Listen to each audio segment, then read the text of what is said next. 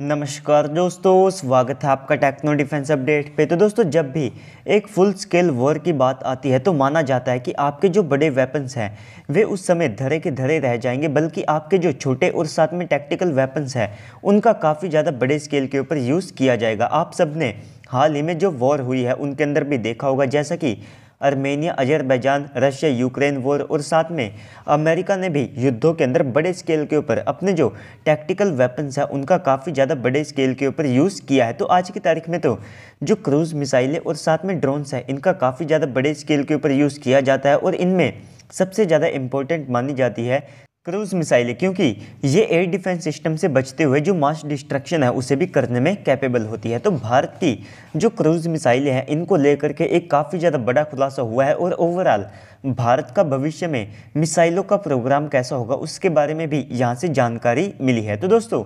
आज ये खबर सामने निकल करके आई है कि जब यूक्रेन रशिया वॉर के बीच में उन्होंने रशिया की साइड से अपनी क्रूज़ मिसाइलों का यूज़ करना शुरू किया, तो उनकी जो क्रूज़ मिसाइलें हैं उनका काफ़ी ज़्यादा बड़े स्केल के ऊपर यूज़ किया गया, जिसके कारण उनके बेड़े में क्रूज़ मिसाइलों की जो संख्या थी वो काफ़ी ज़्यादा तेज़ी से गिरी। और इसके बाद में आप सबको पता होगा कि जब भी वॉर होती है तो उस समय हर सिस्टम की जो सप्लाई चेन होती है वो डिस्टर्ब हो जाती है, जिसके कारण उसको बनाने में काफ़ी ज़्यादा कठिनाइयों का सामना करना पड़ता है। रशिया को काफ़ी सारी अलग अलग कैटेगरी की मिसाइलों को तैयार करने के लिए इलेक्ट्रॉनिक्स और साथ में जो चिप्स होती है इनको इंपोर्ट करना पड़ता था, और अब प्रतिबंधों के कारण रशिया के लिए इन सबको खरीदना काफ़ी ज़्यादा मुश्किल हो गया है। इसके कारण अब उनकी जो मिसाइलों की फ्लीट है वो कहीं ना कहीं सफ़र कर रही है, और साथ ही साथ अब रशिया ने यह भी कोशिश की है कि वे अपनी मिसाइलों के बजाय जो ड्रोन्स हैं उनका काफ़ी ज़्यादा बड़े स्केल के ऊपर यूज़ करें, तो भारत को भविष्य में ऐसी ही समस्याओं का सामना ना करना पड़े। तो इसके लिए हमने आज से अपनी जो तैयारियां हैं वे शुरू कर दी है,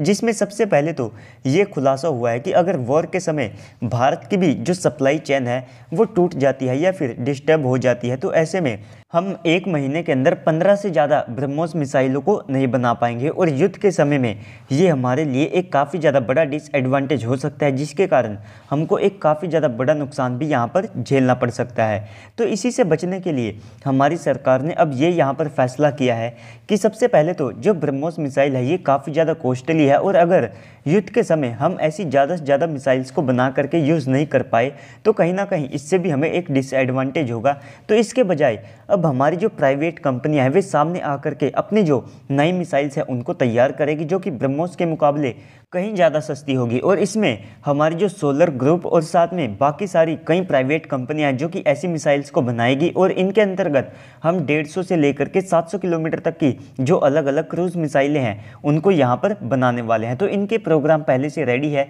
भारतीय वायुसेना को और साथ में हमारी जो थल सेना है इनको अपनी आवश्यकता के अनुसार इन प्रोग्राम को सिलेक्ट करना है, और इसके बाद ये जो प्राइवेट कंपनियां हैं ये अपनी मिसाइलों के प्रोटोटाइप के ऊपर काम शुरू कर देगी। तो ऐसे में हमें सबसे बड़ा फ़ायदा ये होगा कि 1 महीने के अंदर हम युद्ध के समय में भी कई गुना ज़्यादा मिसाइल्स को तैयार करके अपनी सेनाओं को डिलीवर कर सकते होंगे, जिसका इस्तेमाल करते हुए हमारी सेनाओं को ये चिंता करने की आवश्यकता नहीं होगी कि हमारे पास मिसाइलों का कितना ज़्यादा स्टॉक है। हालांकि अगर आप हमारे मौजूदा ब्रह्मोस मिसाइलों के स्टॉक को देखते हैं तो कई एस्टिमेट का ये कहना है कि हमारे पास 14,000 से लेकर के 15,000 की संख्या में जो ब्रह्मोस मिसाइलें हैं ये पहले से मौजूद है, यानी कि हमारे पास एक अच्छा खासा यहाँ पर स्टॉक मौजूद है। लेकिन इसके बाद हम यहाँ पर तैयारी कर रहे हैं कि ख़राब से ख़राब कंडीशन में हम कैसे युद्ध को लड़ सकते होंगे। इसके बाद में हमारी DRDO भी अपनी जो 1,000 से लेकर के 1,500 किलोमीटर तक मार करने वाली सबसोनिक क्रूज मिसाइल है उसे भी डेवलप कर रही है। तो इसके बाद हमारी सरकार का मेरे हिसाब से ये बड़ा कदम होना चाहिए